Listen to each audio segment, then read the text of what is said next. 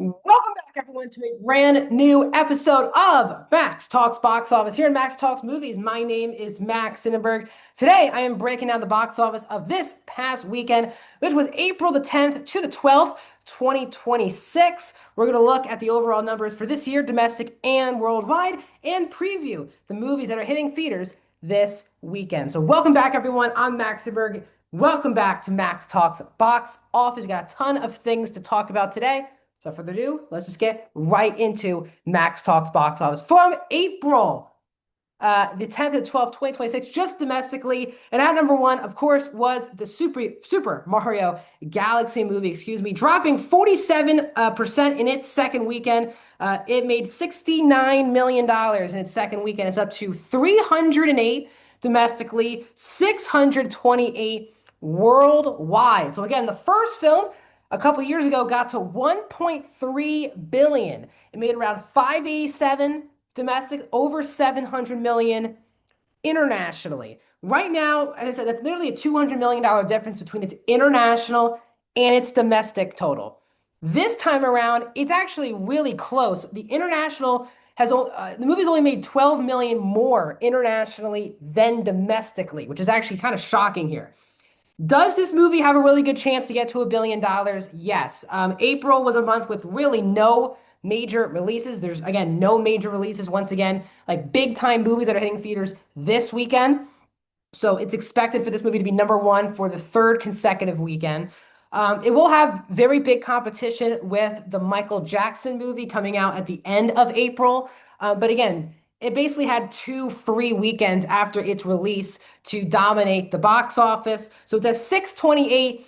Again, this movie definitely is not doing as well as the first one. I'm still trailing behind its total from a couple years ago, both domestically and internationally. It's clearly not as beloved film as the first one. So I think Universal Nintendo, obviously, they're going to make plenty more Super Mario films, but I think now they know that even making a slightly less film, people are going to be on you for that. And I think it's going to be fascinating the direction this franchise goes. But again, I still expect this movie to get in the high 900s to a billion range. Again, it's already a again, everyone's complaining about this movie. The movie's already made over $600 million in just 2 weeks of release. So it's still doing quite well. It's just not doing as well as the first film. In second place this past weekend is Project Hail Mary. Again, Super Mario's from Universal. Project Hail Mary is from Amazon MGM. The film is in its fourth weekend, dropping 22%, $24 million for Project Hail Mary. Is up to 256 domestically and over $500 million worldwide now, 510 to be exact. So again, Project Hail Mary also has done quite well. Again, the movie is a very expensive film. It's again $248 million, so it needs to gross around 610 range to break even theatrically. It's probably going to miss that by a little bit. But again, Amazon didn't just spend this money again for this movie to be a big hit. Of course, they wanted to, but very similar to films like One Battle After Another, like I've been comparing, Amazon expects this movie to be a major factor in award season for the 2027 Oscars. So again, if Project Hail Mary just misses this break-even point, I assume it will dominate on PVOD. And then if it can get some nominations, including for Best Picture, Amazon will be more than happy with its box office performance.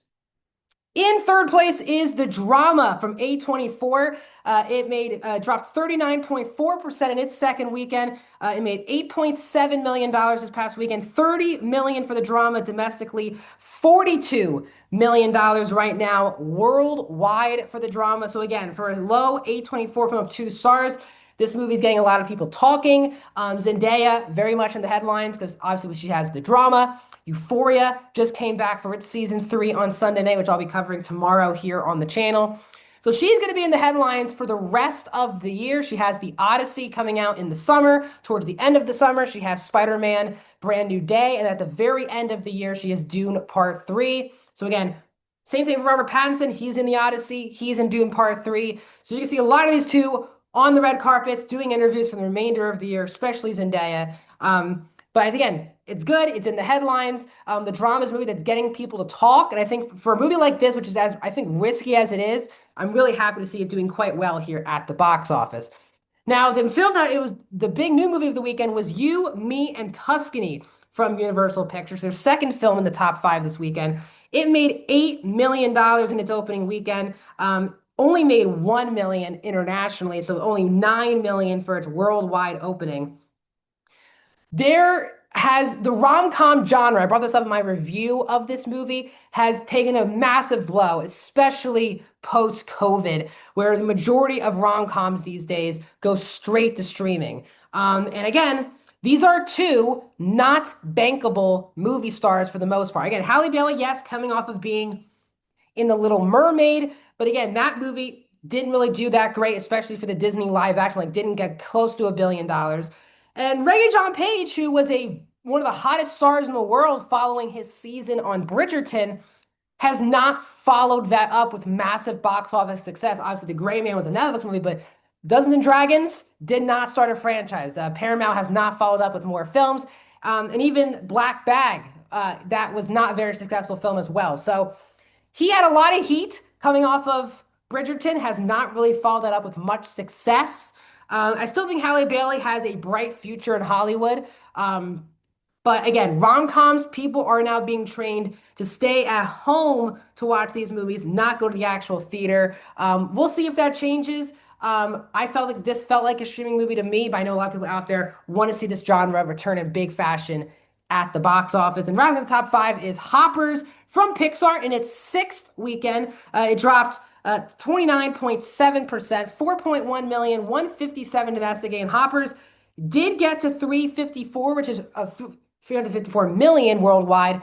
That's right below. They're just missing the mark for its break-even point. But again, once it's digital, this movie will go down as a success for Pixar. But as I say, it's not a walk in the park. This movie still made like over like $200 million less than Elemental did. And that movie opened way less than Hoppers. So even though Hoppers had one of the best openings of the last 5 years for Pixar, it's still going to be in their bottom echelon of films from its box office perspective. But again, as I've been saying for months, it did well. The audience, the people who saw the movie, loved it. There's more positive buzz for Pixar than we've seen in recent years. And again, Pixar has Toy Story 5, which is a bona fide billion-dollar hit in the summer, so not much to worry about there. Now let's move on to the domestic total so far for 2026. Right now at number one is the Super Mario Galaxy movie with $308 million domestically. That's followed up by Project Hail Mary. Hoppers at number three.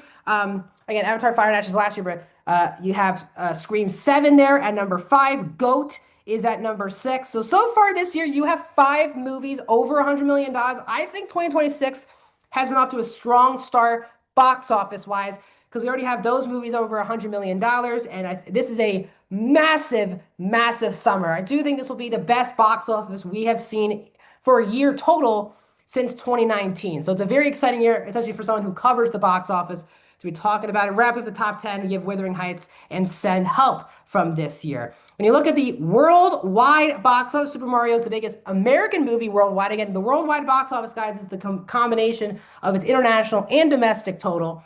Super Mario is up to 628. Project Hail Mary there at number three. Hoppers at four. Wuthering Heights at five. Scream 7 at six. You have Goat as well and Durandahar the Revenge wrapping up that top 10. So right now, American movies wise, two films over $500 million.